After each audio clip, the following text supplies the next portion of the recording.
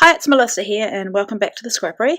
So today I'm going to make an insert for my traveller's notebook, but before I do that I'll just show you my traveller's notebook.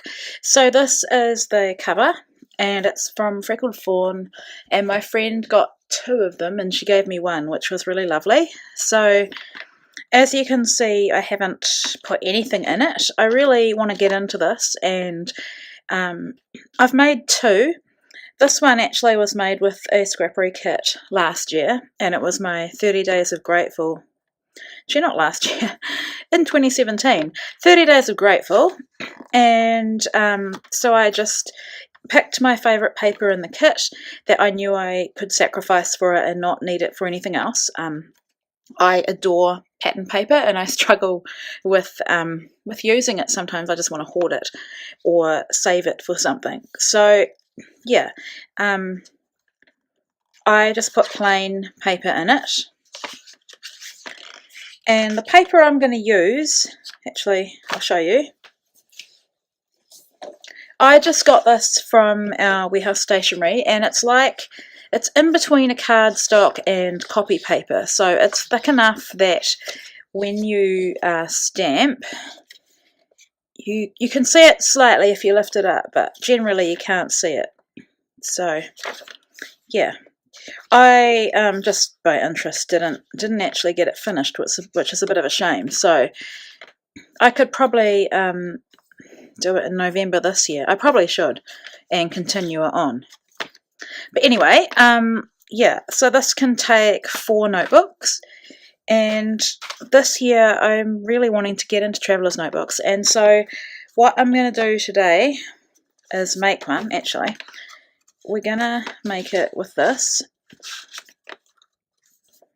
and I wasn't going to measure, I was just going to use this as a guide. So yeah, what I'm going to do, I think, is put you so I'm not live, so that it makes it quicker. So we'll do that now.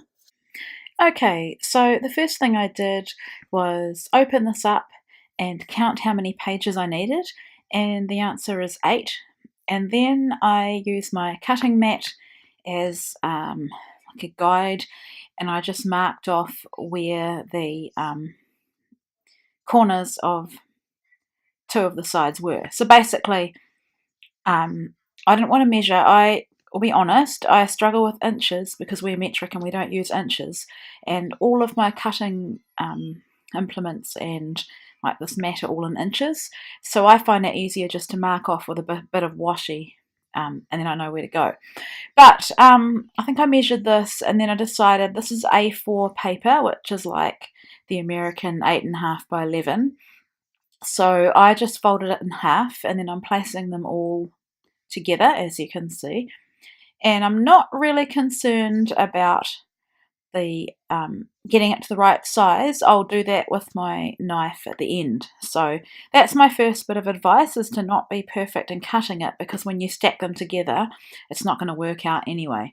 So these are the only 2 pieces of full sheets that I've got left from my kit, and it was a big call as to which one to go with, but I decided to go with the A side of the cut apart sheet. And I love that. It's like a little spiderweb kind of paper. I love it so much, but it meant having to sacrifice some of the cut aparts. But they are only the patterned ones, so it doesn't matter so much. And as you watch me cut, I'm actually really happy that my favourite piece I managed to save. And it wasn't that piece there. It was no means planned. It just the way I cut it, because I really didn't think about it when I cut it. So yeah, I'm just marking the edge, and I was going to do what I said I wasn't going to do, and that was to mark it and cut it, but then I remembered that I'm going to have all that paper in the middle, so I want to make sure that I have enough of this pattern paper, because I've really only got one shot at making my notebook, because I've only got one piece of paper. So here I'm just placing them inside, and mind was working a bit overboard there, but the inside pages are taller than the pattern paper, and that doesn't matter. So you line them up where you want them. I grab my Yellow Pages phone book, and then I didn't measure anything. You could have a template if you want to, but it really doesn't matter. I just punched 3 holes, so 1 in the middle and then 1 on either side. I've got these Stampin' Up! Kind of planner binder clips, which are perfect for holding it together. And then I've just got some plain white embroidery thread. You could use baker's twine. I think there are also bookbinding fibres that you can use as well. And I've got this really massive long piece of twine, and I really should have thought about cutting it. But what I'm doing is pamphlet stitch. So you want to come up from the bottom into the middle one and leave a bit of length. And then I go to the top one. This is the 3-hole pamphlet stitch. I've learnt this through watching a video on YouTube. So you're holding it with your finger, and then you come up, and then you go the full length, so past the middle one again. And sorry about this, guys. This is as frustrating as it is for me to watch as it probably is for you. I ended up with a knot, but I've cut out me getting the knot off. And then you can see that you end up with your that middle piece, that's that length. You want to have that on the bottom, and then you want to come up through the middle, bearing in mind that you want to pull things a little bit tight, but you want to be careful not to rip. You don't want the thread to rip the holes, if that makes sense. So when you come up, you want to have your needle go above that length in the middle. So you end up with 1 below and 1 above, or 1 on either side. So I got a bit annoyed with that thread and then trimmed it off. So you want to be careful here. This is the same way that you can sew signatures into a junk journal.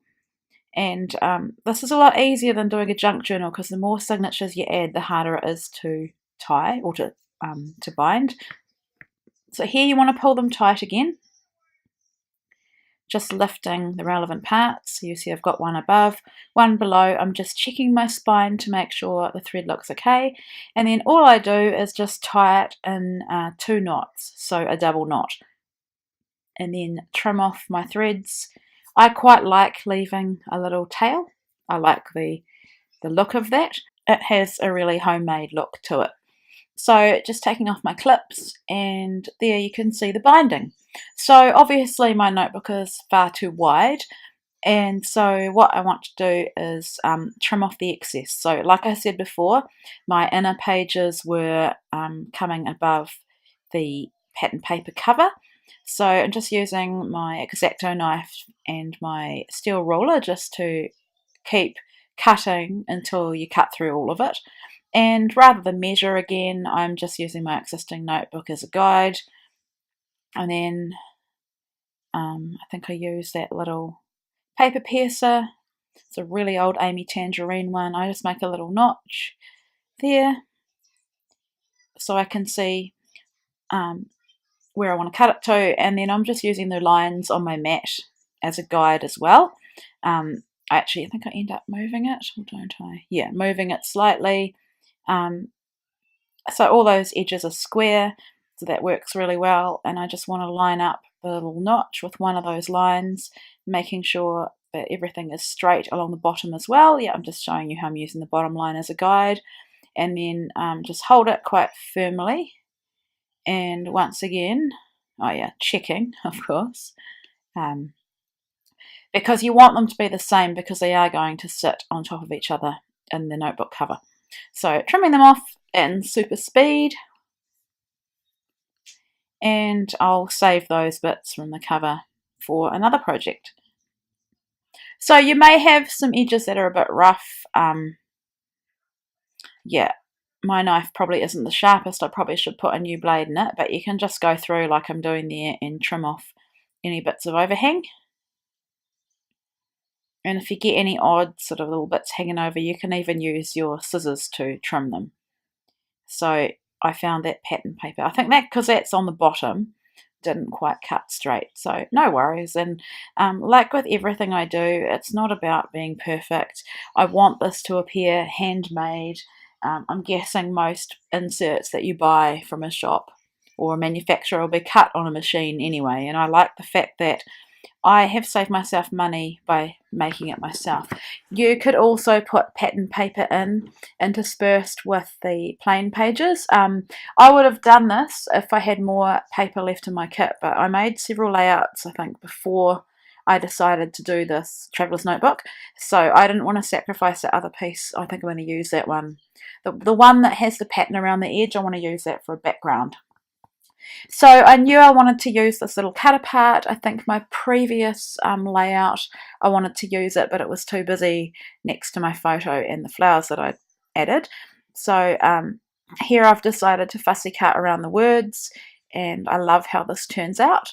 I'm kind of going between the words or their letters, so it's not perfect. And I think that adding kind of oval or circular features provide a bit of breaking up of the squareness or straight lines of the notebook. And here are the some of the embellishments. I keep them in this little plastic box. I knew I wanted a doily. That one was too big, and then I remembered that the pretty little pieces all come with a doily, and that one was perfect. So just working out how it's going to look, and I'm really happy. I love the subtle look of that pattern paper cover that I've got there.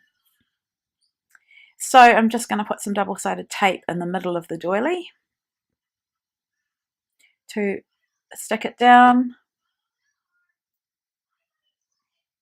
And then I've got a glue stick, which a lot of people that make junk journals use a glue stick all the time, and so I have to remember to use it half the time. And it's really good for a delicate edge like this, although it did get all over my fingers, so I had to, I think, go wash my hands so I didn't ruin the embellishing or the rest of this, if that makes sense. So yeah, just gluing down that little bit that I've cut apart with more double-sided tape. You could use liquid glue if you want to, but I just had the double-sided tape there and it was easier. And yeah, now my the purpose of this notebook is for my word for the year, which is grow, and I loved that bloom and grow. And when I first opened this kit, I loved the fact that I think the word grow features in it a few times, and I thought that's so perfect for my word for the year. And I knew that I wanted to do a traveller's notebook to document the journey of my word. So I've actually, now that we're nearly in April, I've got a few pages that I need to get done in this notebook. So yeah, I just stuck them down. I kept checking for the angle to put the ampersand down at, just by looking at the little sticker, what was left on the sticker sheet. And then I've just put 2019 because obviously it's 2019. So the last thing I added was one of these little hearts, and they're from Freckled Fawn, and they are a subscriber gift for this month. So keep an eye out for that in your kit. My final thing to do was to put it into my traveller's notebook just to see how it looked, and I love how this turns out. And then I thought, while I'm at it, I might as well add the other one as well. So I've got some close-ups and a photo coming up. So thank you so much for watching, and I'll be back again next week. I hope you enjoyed this video.